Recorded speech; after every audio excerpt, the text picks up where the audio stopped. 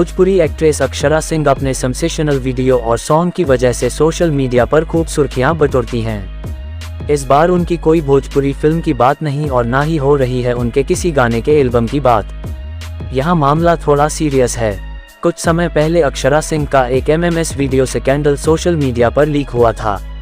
इस वीडियो के लीक होते ही अक्षरा ने जमकर सुर्खियों बटोरी। यह कहना गलत नहीं होगा कि इस MMS स्कैंडल वीडियो की वजह से अक्षरा रातों रात और भी ज़्यादा फेमस हो गईं। यह वीडियो आते ही इंटरनेट पर धड़ल्ले से वायरल हुआ था। इस MMS क्लिप को देखकर लोगों ने कहा कि ये अक्षरा सिंह हैं। हालांकि अब अक्षरा ने खुद इस MMS पर अपनी बात रखी है और इस वीडियो के पीछे का पूरा सच बताया है। भोजपुरी एक्ट्रेस अक्षरा सिंह इससे पहले भी किसी MMS वीडियो क्लिप को लेकर खूब सुर्खियां बटोरी है। अब इस लीक MMS को लेकर अक्षरा ने पहली बातचीत की है और पूरा सच भी सबके सामने खोलकर रख दिया है। भोजपुरी एक्ट्रेस अक्षरा सिंह और पवन सिंह से अपने उठापटक को लेकर एक्ट्रेस खूब चर्चा में रही हैं।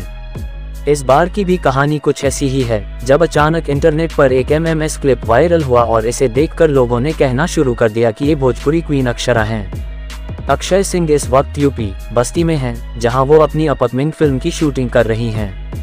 बाकियों की तरह MMS वाली खबर अक्षरा तक भी पहुंची, जिसके बाद वह परेशान हो गई हैं। अक्षरा ने इस बारे में कहा कि उनकी इंडस्ट्री में 2018 से ही एक खास गुट उन्हें लगातार बदनाम करने की कोशिश कर रहा है। अक्षरा ने कहा, मेरे लिए ऐसे स्ट्रगल काम के शुरुआती दिनों से ही शुरू है। पहले जब ऐसा कुछ होता था तो लगता था जाने दो कौन कानूनी पचड़े में पड़े, लेकिन अब ऐसा लगता है कि लोगों ने चुप्पी का गलत फायदा उठाना शुरू कर दिया है। उन्होंने कहा, अब इन चीजों को सहा नहीं जा सकता। अक्षरा ने इस मामले पर लीगल एक्शन लेने की धमकी दी है और कहा, अगर कोई YouTube ब्लॉगर ये सब करता तो समझ आता, क्योंकि वो पैसे कमाने के लिए किसी हद तक चले जाते हैं। मुझे दिक्कत है कि बिना सच जाने कोई भी उनके बारे में कुछ भी सोशल मीडिया पर लिख रहा है।